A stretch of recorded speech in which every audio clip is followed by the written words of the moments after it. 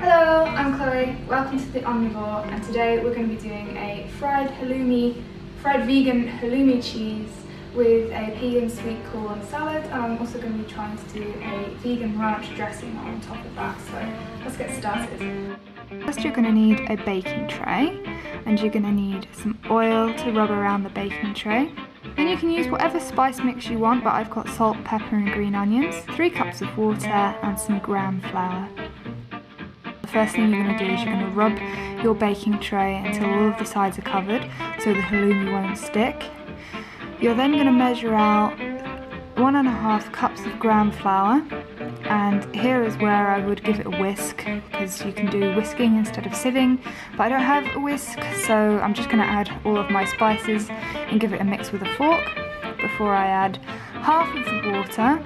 Slowly and gradually. It doesn't matter too much about lumps, but you don't really want them there. So yeah, you just need to add half of the water until you've got this kind of batter mix, and then put that to the side. You're then going to want to put the rest of your water in a pan and bring that up to a boil. So when it's boiling, you need to turn the heat down to sort of medium and pour in your mixture, stirring constantly to make sure that it doesn't stick to the bottom. It will thicken like this, and that is when you need to take it out and immediately pour it into your baking tray, and I like to flatten it out at the top a bit as well. Okay, so when you've done with that, you're going to be left with this, and what you're going to need to do with this is just leave it for 1 hour in a cool room to cool down.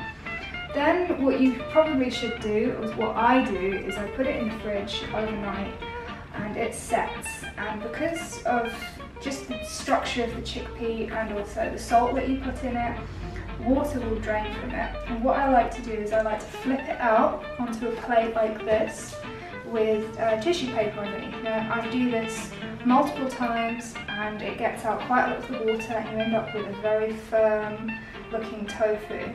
So what I'm going to do is I'm going to put this to set somewhere else, and we're going to be using this for today.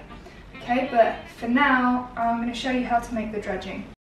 Okay, so then you take your spice mixes, and I've just got some coriander, black pepper, cut mustard seeds. You're going to need a mixing bowl, a pestle and mortar, half a cup of ground flour and half a cup of water. You're going to want to grind all of your spices up in your pestle and mortar like this until all of the bits are nice and gone. You can also just use a spice mix.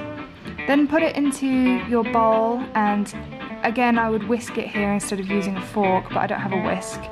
And then add your water gradually as to make a nice thick batter.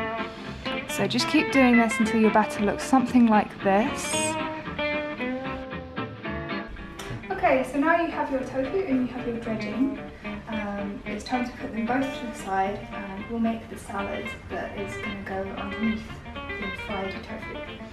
Okay, so for this salad, I've got tomatoes, peppers, alfalfa sprouts, spring onions, lime, sweet corn, cucumbers, green beans and lettuce. And you can add whatever you want, but this is a really good combination.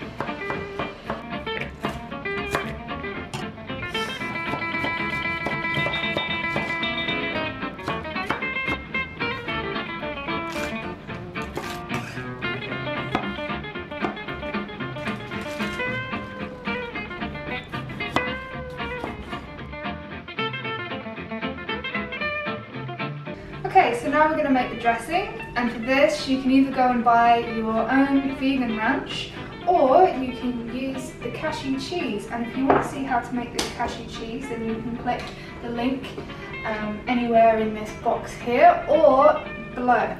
So for this dressing, you're going to need to take some of your cashew cheese, however much you want. This is just a single serving, so I'm going to do about that much. And then just add water to taste. Consistency, should I say. You can add extra like dill, extra parsley, whatever you want to add to it. It's to a nice ranch-like consistency. So there's the dressing. Now let's get on to the dredging and the frying. Okay, so the first thing you're going to want to do is turn your halloumi out onto your chopping board and then cut up as many slices as you want. I'm going to do 3. You get your oil up to temperature, and while you're doing that, you can line a plate with some kitchen roll. Then do a test with your oil and your batter to make sure that it's hot enough to fry. Then you can batter your halloumi and stick it in. You want it to have that nice sizzle to it. After a minute or so, just flip it over. And then it should be nice and golden brown on each side, and just take it out to rest. After you've done that, you can plate however you want.